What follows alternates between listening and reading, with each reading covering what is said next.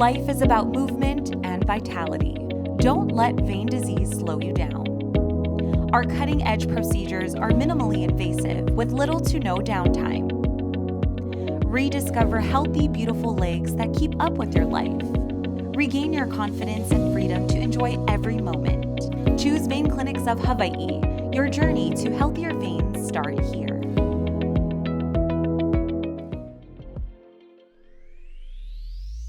Aloha, it's Kiana Cayabyab, and here are today's top Hawaii headlines from the editors at the Honolulu Star-Advertiser. Also, mahalo to Longstrugs Hawaii for sponsoring the show.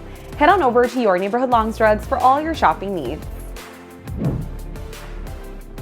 Oahu's drinking water is about to get much more expensive. The Honolulu Board of Water Supply has adopted a more than 50% rate hike for most of its customers. The new 5.5-year water rate schedule will be applied in phases, starting with a 10% increase on February 1. Tiered rates will be applied to residential, non-residential, and agricultural customers. The agency said an average single-family household using about 9,000 gallons of water per month will see their current $60 monthly water bill rise to about $65 per month, starting in 2024. By 2028, the same household will be paying almost $98 per month. Board of Water Supply said the rate increases will raise about $550 million for the agency, money that is earmarked for 132 capital improvement projects and finding new sources of drinking water. A federal agency helping pay for Honolulu's rail system has agreed to release $744 million in funding to finish the current planned route. The Federal Transit Administration was withholding the funds over concerns about the city's handling of the delayed and over-budget project. In 2012, the FTA agreed to provide $1.55 billion, or 29% of what was then estimated to be a $5.26 billion construction project. But as estimated costs ballooned to $12.45 billion, the agency decided to hold back much of the grant.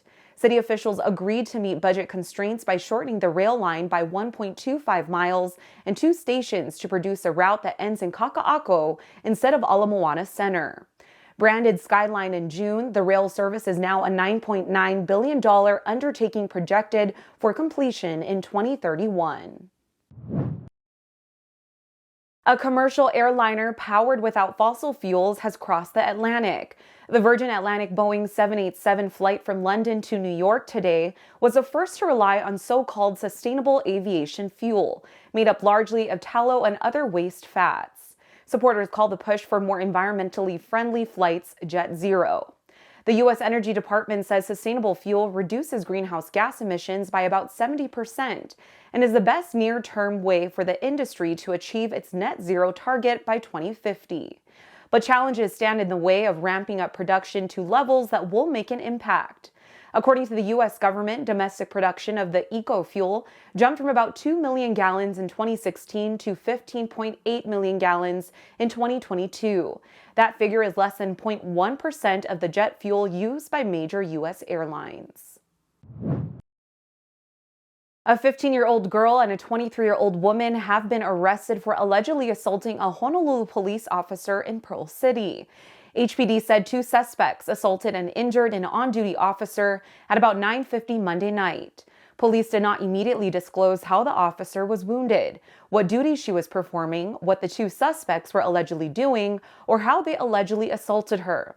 The girl and the woman were arrested at 10 Monday night at a home on Ho'olehua Street. They are in police custody pending investigation. HPD opened an assault on a law enforcement officer in the first-degree case. The crime is a Class C felony punishable by up to 5 years in prison. University of Hawaii football receiver Stephen McBride has been named to the All-Mountain West Conference's second team. McBride transferred to the Rainbow Warriors from Kansas in January. He had 63 receptions from 1,024 yards and 9 touchdowns this season. UH quarterback Braden Shager, slotback Pofele Ashlock, safety Peter Manuma, cornerback Cam Stone, and kicker Matthew Shipley receive honorable mentions. Meanwhile, San Jose State quarterback Siobhan Cordero was named to the All-Mountain West first team. Cordero was a St. Louis school graduate who played his first 4 seasons with the Warriors before transferring to the Spartans in 2021. For more on these stories and all the latest headlines, subscribe to the Honolulu Star-Advertiser. Visit Hawaii's top source for breaking news online at staradvertiser.com and download the Star-Advertiser mobile app. Mahalo, have a great day, and we'll see you back here tomorrow.